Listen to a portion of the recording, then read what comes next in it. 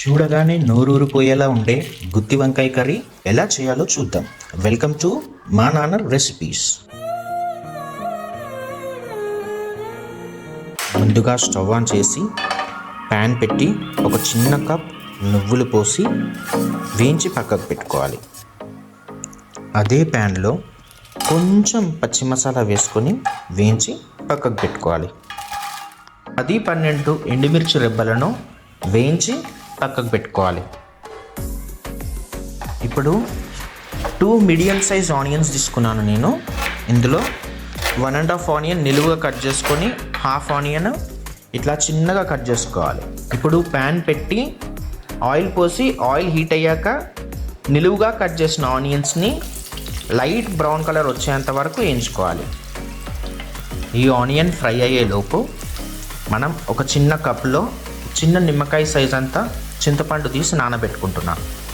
మనం ఇంతకు ముందుకు ఫ్రై చేసుకున్న నువ్వులు, మసాలా అండ్ రెడ్ చిల్లీతో పాటు ఈ ఫ్రైడ్ ఆనియన్స్ని కూడా మిక్సీ జార్లో కొన్ని వాటర్ పోసుకొని గ్రైండ్ చేసి పక్కకు పెట్టుకోవాలి.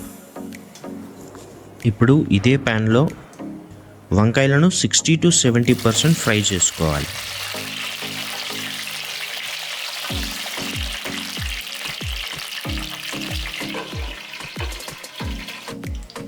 ఈ వంకాయలో ఎస్పెషల్లీ పర్పుల్ కలర్ స్కిన్లో నాసునిన్ అనే ఒక యాంటీ ఆక్సిడెంట్ ఉంటుంది.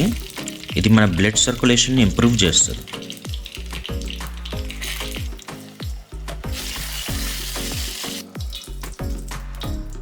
ఈ ఫ్రై అయిన వంకాయలను పక్కకు పెట్టుకొని ఇదే ప్యాన్లో చిన్నగా కట్ చేసుకున్న ఆనియన్స్ వేసి లైట్ బ్రౌన్ కలర్ అయ్యే వరకు వెయిట్ చేయాలి.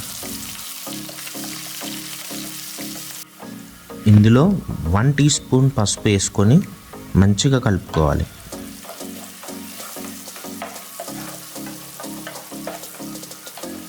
ఇప్పుడు మిక్సీ పట్టుకున్న మసాలా వేసి కొన్ని వాటర్ పోసి మంచిగా కలుపుకోవాలి. ఇలా ఒక 5 మినిట్స్ పాటు మూత పెట్టుకొని మగ్గించుకోవాలి. స్టవ్ మీడియంలోనే పెట్టుకోండి. ఇప్పుడు ఇందులోనే 1 కప్ చింతపండు రసం పోసుకొని మంచిగా కలుపుకోవాలి.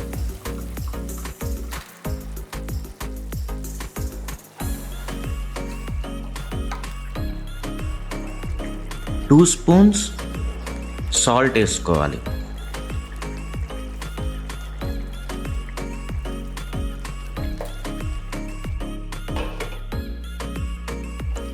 ఇది మగ్గాక ఆయిల్ పైనకి తేలుతుంది. ఇప్పుడు ఇందులోనే మనం వేయించి పెట్టుకున్న వంకాయలు వేసి 5 to 7 minutes stove medium are లో ఫ్లేమ్లో పెట్టుకొని ఉంచాలి.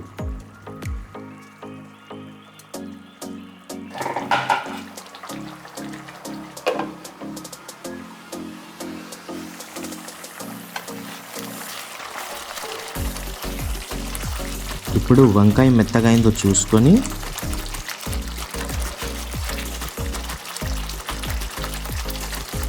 స్టవ్ ఆఫ్ చేసేయాలి. అంతే, గుమగుమలాడే గుత్తి వంకాయ కర్రీ రెడీ.